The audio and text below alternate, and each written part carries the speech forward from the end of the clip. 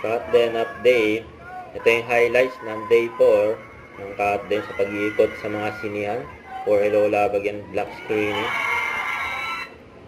Sa panganang cut din, non-stop ng talagang pag-iikot sa mga sinihan. Yung ginagaya pa nga ni Kat din, galing bigay ng fans nila ni Alden yun, no? Yung pa nga, group picture kasama Team Hello Love Again. Your home, your door. So, yung cut din.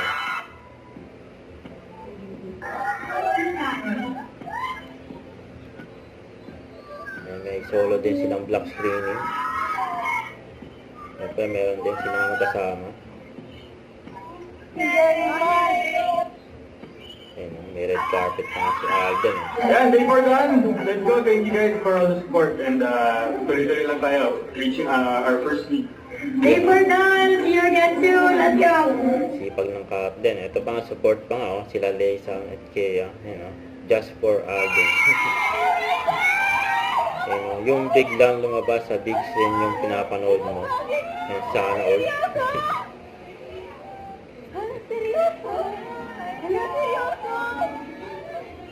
Oh my God! Ayun, nagmano pa nga kay Alden, yung mga bata, Ayun, nagmano.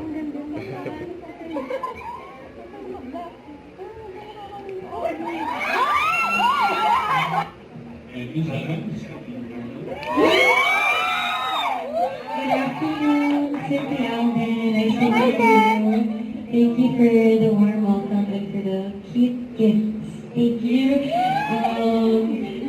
Ang dami natin kailangan i-celebrate and we just appreciate all the fans na nagpapag-box feeling at nag-unite to show their support for the movie.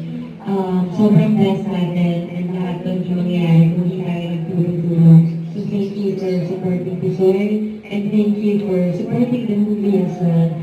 Lahat ng tulong ngayon, grabe yung pasasalamat naman. So, we hope you enjoyed the movie and for you to know thank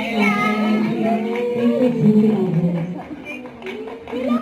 Yung group selfie ng Team Hello Love Again, ng Team Kat din. Nag-selfie muna sila bago sila umalis. Day 4, nasaya nila. Magpapalam ng Kat din. Sa ito isa, goodbye hug. Pati kay Mami Min, may yakap din kay Alden May hatid na ni Alden si Katin doon sa puting ban.